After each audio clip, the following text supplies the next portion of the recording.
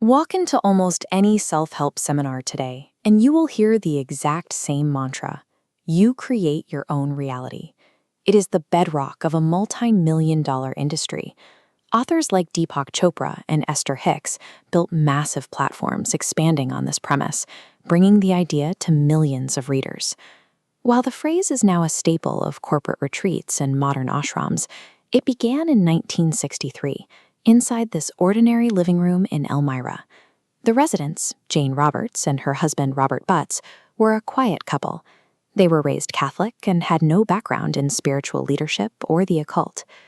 Jane Roberts, the woman who introduced the concept of self-created reality to the 20th century, spent the first several years of the experiment trying to prove it was a delusion. Their quiet life derailed when a casual experiment with a Ouija board began spelling out highly articulate, complex messages. Soon, Jane bypassed the board entirely. She began slipping into deep trance states, her voice and mannerisms taken over by an entity calling itself Seth.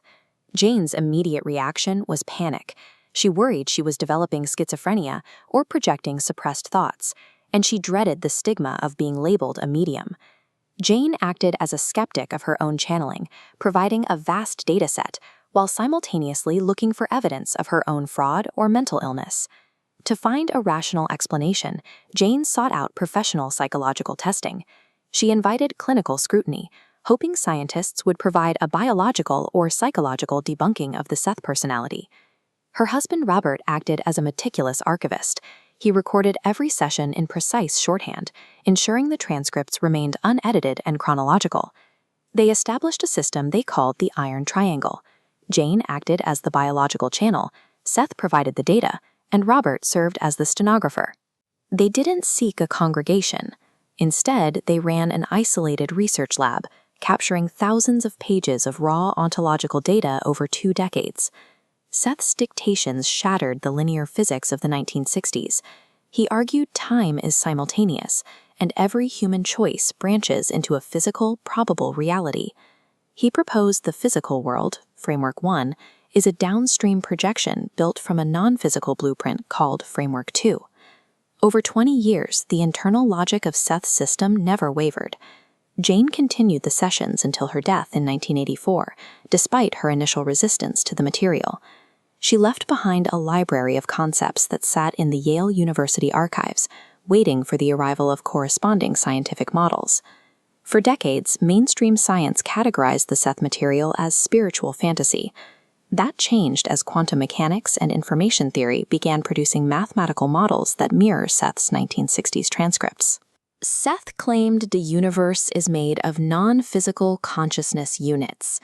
Modern physicists like John Wheeler later proposed it from bit, the theory that the physical universe is built from bits of information.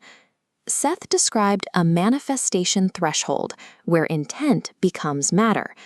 Quantum physics now recognizes the von Neumann-Wigner interpretation, the idea that a probability wave only collapses into a physical particle when a conscious observer intervenes. Seth's Framework 2 blueprint also has a modern counterpart. The holographic principle suggests our 3D reality is a projection emitted from a lower dimensional boundary. Even Seth's coordination points, invisible energy portals in empty space, match the modern discovery of quantum foam at the Planck scale. Current experimental data is now mirroring the architecture described by a woman in an upstate New York apartment 50 years ago. Jane Roberts treated altered states of consciousness as a telescope, using them to map the mechanics of a multidimensional cosmos. Today, the Seth Material and quantum physics are pointing toward a shared conclusion about our role in the physical world. These theories suggest the universe functions as an extension of consciousness, placing the responsibility for reality directly in our hands.